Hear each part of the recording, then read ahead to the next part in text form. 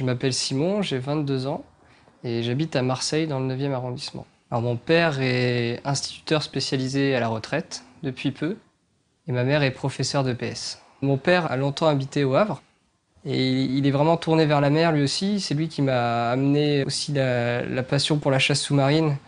J'en faisais beaucoup depuis que je suis tout petit avec lui, de la voile, de la chasse sous-marine. Alors j'aime beaucoup le sport, en particulier de plein air. D'un autre côté, j'aime beaucoup construire, inventer, bricoler aussi, je dirais. Et en particulier les matériaux composites. Je participe avec une petite équipe d'une vingtaine d'autres étudiants à un concours, c'est une compétition qui est organisée par Hydros, qui est un bureau d'études suisse, notamment connu pour Hydroptère ou la petite coupe de l'América.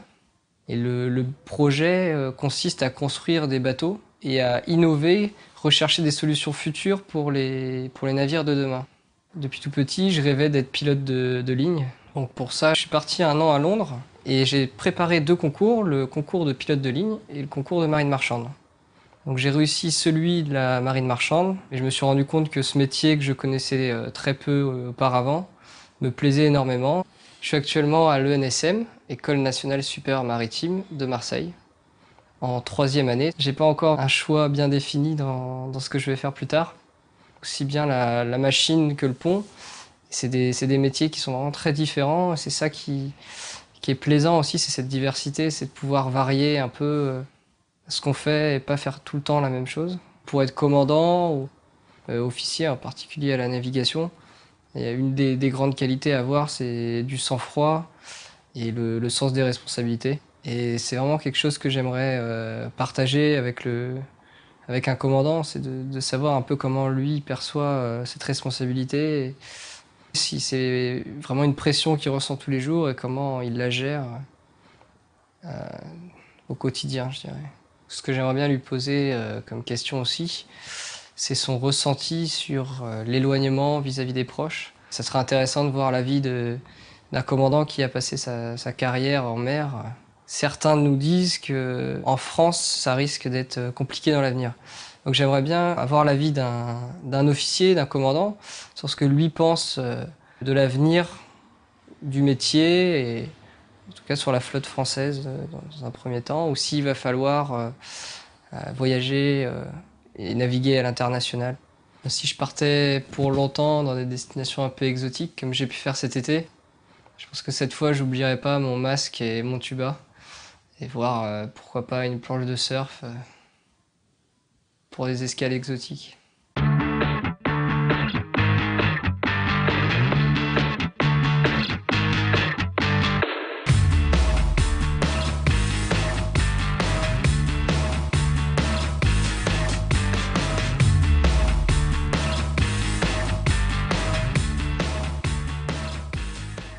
C'est vrai qu'avec Simon, on parle toujours de qu'est-ce qu'on va faire l'année prochaine, parce qu'on est quand même soucieux de savoir quel secteur va nous permettre d'avoir un emploi. Donc on évoque les navires à passagers parce que en ce moment l'économie ne va pas forcément très bien et c'est vrai que le fret est un peu plus délicat. Donc il pense se tourner vraiment sur le ferry, parce que c'est vrai que ça peut arranger aussi sa petite amie. Et puis on a des rythmes qui sont relativement agréables, puis ça va être 3 semaines à 1 mois pour 1 mois de repos. Mais il aimerait beaucoup aussi, je pense, faire des navires scientifiques, parce qu'il voudrait justement essayer de participer en plus de son boulot d'officier. Après, du coup, c'est plus les mêmes rythmes. Donc, est-ce qu'après, il est un peu tiraillé, je pense, entre ces deux choses, comme nous tous, quoi, entre la famille, les proches et le travail. J'ai été sollicité en début d'année donc par Simon, qui cherchait des professeurs référents dans une matière que j'enseigne, qui est donc le dessin assisté par ordinateur. Pour participer donc à ce projet Hydrocontest, qui est une compétition qui va avoir lieu cet été donc en Suisse. Par rapport à ce projet d'Hydrocontest, on sent qu'il est très curieux du fonctionnement des bateaux et je pense qu'il a cette curiosité à satisfaire, donc il ira sûrement dans cette direction. Mais je pense qu'il va avoir l'envie de naviguer et puis ensuite passer peut-être dans la recherche ou le développement auprès de chantiers, voilà, pour la construction de navires, on va dire. Mais moi, pour avoir navigué pendant quelques années, j'ai aussi déjà connu des périodes où on avait des difficultés à trouver des embarquements, et puis des périodes où justement tout arrivait, énormément de propositions arrivaient d'un coup en fait. Donc voilà, on va dire que actuellement c'est comme ça, mais ça pourrait très bien se débloquer. Je pense que c'est quelqu'un qui est très serein déjà qui est très serein pour son âge et qui dégage une belle personnalité et qui, je pense, ira loin, où qu'il aille.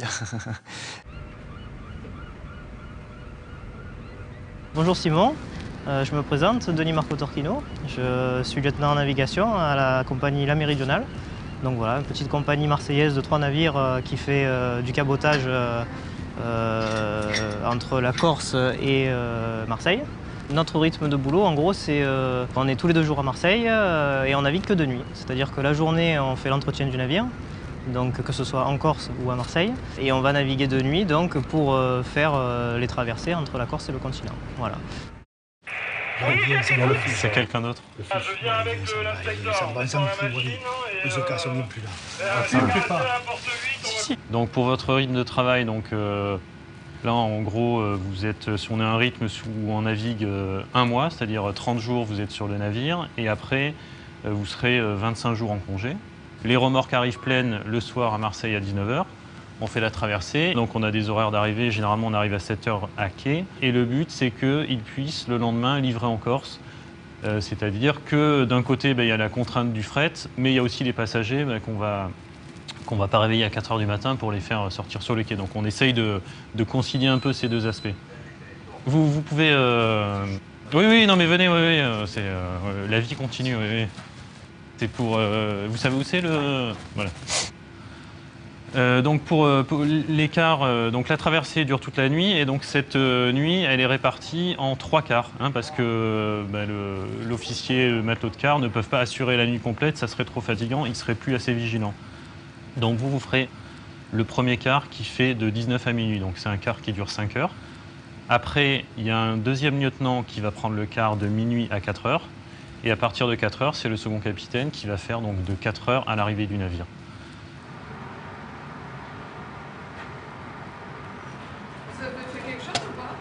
Non, j'ai fait un coup de tac-tac, mais...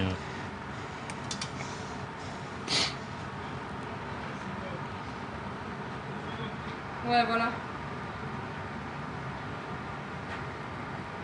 Ça va, essayez de voir au plus vite. Qu'est-ce que vous avez ressenti la première fois que vous avez pris le car? Je ne sais pas si vous vous en rappelez, si vous avez vraiment fait quelque chose de...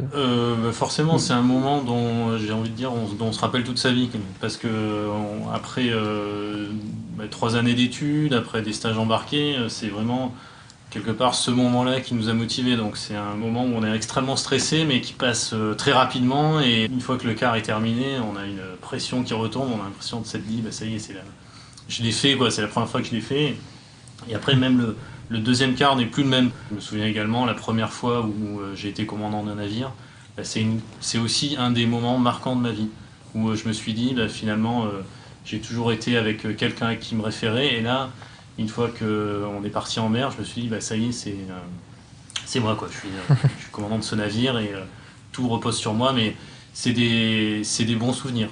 C'est pas des souvenirs douloureux. Je pense que si c'est des souvenirs douloureux parce qu'on a trop de pression, c'est qu'on n'est pas fait pour ce métier. Faut vraiment aimer ces sensations. Est-ce que vous avez ressenti des problèmes vis-à-vis de l'éloignement de la famille? Est-ce que ça a été difficile? En fait, oui, j'ai fait des navigations type long cours, vu que dans mes premières années d'officier, je naviguais sur des pétroliers. Après, c'était une période où j'étais célibataire, donc j'avais pas de famille à gérer. Malgré tout, on a quand même un éloignement qui se fait par rapport à notre cercle d'amis ou nos parents, notre famille un peu plus éloignée.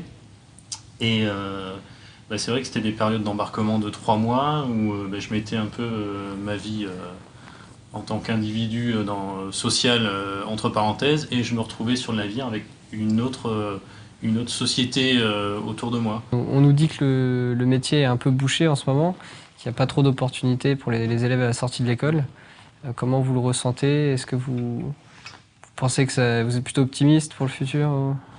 Après, de manière personnelle, je suis toujours optimiste. Une fois que vous avez une expérience de navigation, j'ai l'impression que les gens dans tout le secteur maritime trouvent des emplois, ce qui fait que naturellement, ça fait des places à pourvoir sur les navires, et puis qu'au final, les gens trouvent du boulot quand même. Et puis c'est quand même un milieu ouvert sur l'international. On a un brevet international, ça fait qu'on peut finalement tenter sa chance n'importe où dans le monde. C'est quand même un plus de cette profession. Et vous, de votre côté, ça serait plutôt quel type de navigation qui vous attirerait pour le moment? Alors j'ai essayé les deux, j'ai fait un peu de long cours. J'ai fait 2 embarquements en long cours et 2 embarquements en ferry. C'est vrai que c'est des métiers qui sont complètement différents. Et j'aimerais bien dans un premier temps peut-être voyager un peu, essayer de faire du long cours et après pourquoi pas dans un deuxième temps voyager au ferry. Oui, mais c'est vrai que je pense que c'est une bonne démarche quand on débute d'essayer un peu tout pour trouver vraiment le secteur d'activité qui vous conviendra le mieux. Pour moi, ce commandant, c'est vrai que c'est un peu un exemple. C'est un peu le type de commandant que j'aimerais être, je pense, assez calme et serein, qui inspire la confiance. Ce qui m'a vraiment marqué, c'est que le commandant a réussi à garder son sang-froid malgré tous les événements qu'il y avait. Les nombreuses visites, les gens qui criaient, et qui attendaient des réponses, qui l'appelaient sans cesse. Et il n'a pas stressé une seule seconde, il a vraiment gardé son calme. C'était assez impressionnant. Ce qui m'attire le plus en ce moment, c'est vraiment les navigations atypiques. C'est des petits bateaux dont on n'entend pas forcément parler. Il y a des bateaux, je pense à des bateaux hôpitaux en Afrique, des bateaux d'expédition polaire dans les terres australes. Ça, c'est vraiment un peu toutes les navigations qui sont pas très connues, mais où on ne gagne pas forcément beaucoup d'argent. Mais c'est vrai que il y a des aventures extraordinaires qui s'y passent.